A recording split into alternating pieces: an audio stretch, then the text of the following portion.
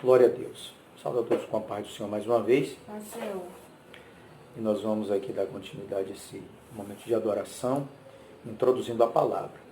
Quero ler para os irmãos e a vocês que estão aí, outro lado da tela, no livro de 1 Timóteo, capítulo 2, e o versículo 1, 2 e 3, que diz assim: Ademoesto-te, pois, antes de tudo, que se façam deprecações, orações, intercessões e ações de graça por todos os homens, pelos reis e por todos que estão em eminência, para que tenham uma vida quieta e sossegada, em toda piedade e honestidade, porque isso é bom e agradável diante de Deus nosso Salvador, que quer que todos os homens se salvem e venham ao conhecimento da verdade, porque há um só Deus, um só mediador entre Deus e os homens, Jesus Cristo, homem.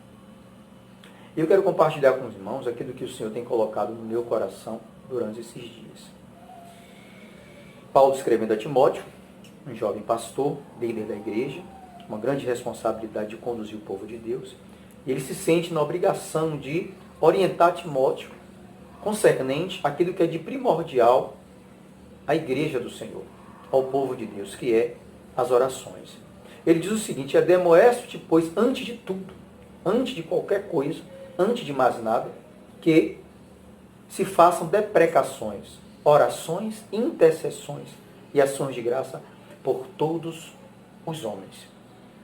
Nós sabemos que a oração, como tem o jargão que todos conhecemos, é a chave da vitória. E realmente é a chave da vitória. É a chave que abre as portas. É o instrumento que Deus nos proporciona para que venhamos ver a sua glória e ver o agir de Deus sobre a nossa vida e sobre a vida de todos. E no segundo versículo ele diz o seguinte: orações por quem? Primeiro ele diz, por todos os homens, sem exceção. Todos os homens, no sentido genérico, homem e mulher, todos os homens. Essa é a nossa obrigação, esse é o nosso dever. Só a igreja, eu e você, organismo vivo, temos essa autoridade e essa ousadia de entrarmos na presença de Deus e intercedermos, sermos intercessores em favor dos homens, em favor dos perdidos, em favor daqueles que estão depressivos, angustiados, sem esperança. É nossa obrigação orar pelos reis, pelos que estão em eminência, pelos que estão sobre autoridade e sob autoridade. É como ele diz aqui: orações pelos reis e por todos que estão em eminência, para que tenhamos uma vida quieta e sossegada. Por que eu trouxe essa palavra?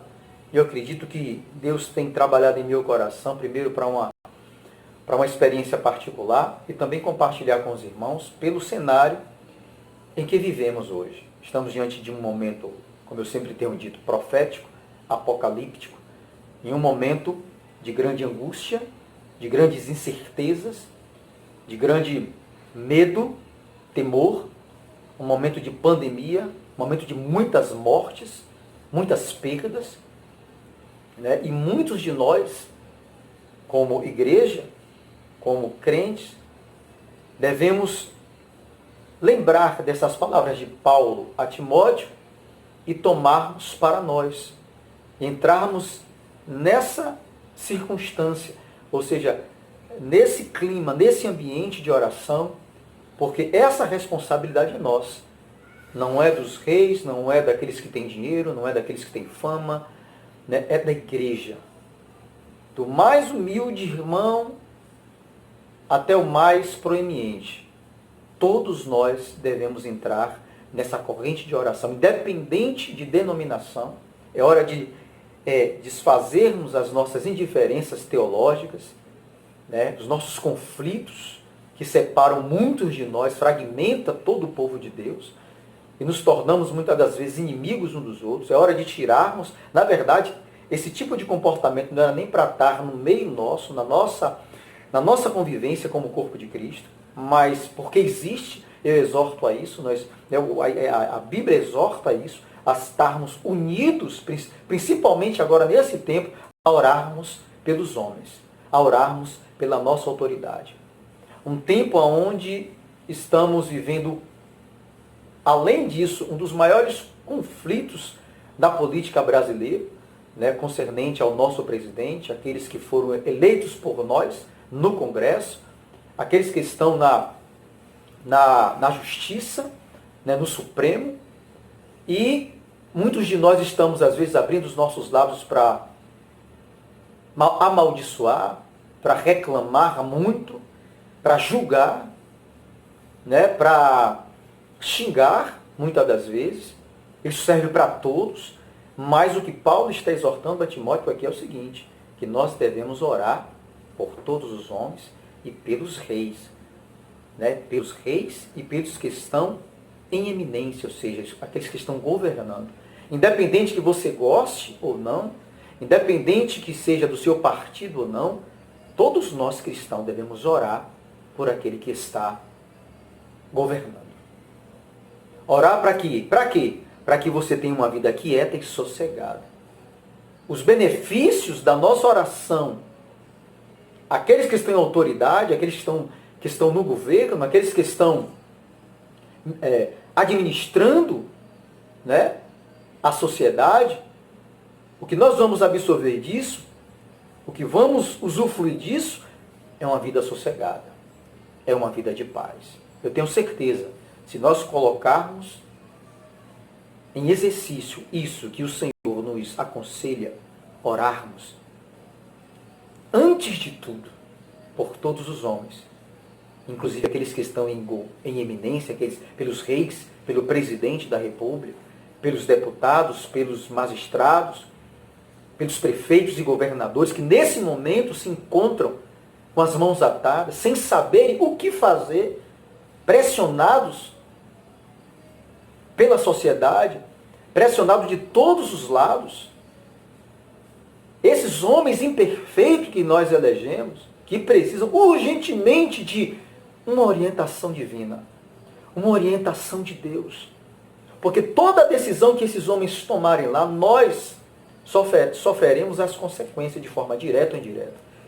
E é de nossa responsabilidade orar pelos reis, por eles, quer você goste ou não. Quer você se simpatize ou não, você precisa orar, porque essa é a ordem do Senhor para mim e essa é a ordem do Senhor para você, para que venhamos colher paz, alegria, sossego e bonança para a nossa nação. Para que Deus traga uma resposta, para que Deus traga decisões importantes, sábias, para que o nosso presidente, o nosso prefeito, o nosso governador, os nossos magistrados, eles possam tomar decisões que venham trazer consequências boas para nós e para a nossa sociedade. Então esse é o conselho nessa noite para nós. Nosso jovem aqui que teve uma oportunidade, Emanuel, ele trouxe uma palavra que está inserida no livro de Mateus, no Sermão do Monte, que diz: bem-aventurados os pacificadores, porque deles são o reino dos céus. Se você ora, você é um pacificador. Se nós oramos, nós somos pacificadores. Pacificador é uma qualidade do cristão. Porque nós servimos ao príncipe da paz, ao Senhor Jesus. Bem-aventurados pacificadores. Sejam pacificadores nessa hora. Sejamos pacificadores nesse tempo de luta e de angústia. Que possamos fazer resplandecer a glória de Deus e levar esperança para o mundo. Se não podemos, muitos de nós não podemos agora apregoar a justiça, sair nos ônibus, nas ruas, nos valados, nas favelas, que possamos orar, que possamos colocar o nosso joelho no chão, porque se Deus ele nos limita agora a estar em quatro paredes no nosso lar, é porque Deus está nos convocando à oração. É porque Deus está dizendo: clama a mim e responder-te-ei. A nossa irmã Laís aqui leu também uma palavra importante no livro de Ezequiel, corroborando com as palavras de Jesus a Nicodemos sobre um novo coração. Eu tirarei um coração de pedra e colocarei um de carne. Deus colocou em você e em mim um coração de carne. Um novo coração. Coração que ama, um coração que chora pelas almas, um coração que busca o bem dos outros, um coração que ora pelos inimigos, um coração que ora pelos que perseguem, um coração que ajuda, que aconselha, um coração que tem uma palavra boa, um coração que tem uma palavra de paz, de pacificação, como Paulo diz, como o escritor de Romanos diz, né? Seguir a paz com todos e a santificação sem a qual não veremos ao Senhor. Então que possamos, no nome de Jesus, abraçar esse conselho do Senhor, para que tenhamos uma vida sossegada, para que Deus traga sossego à nossa nação, para que Deus traga sossego à nossa alma.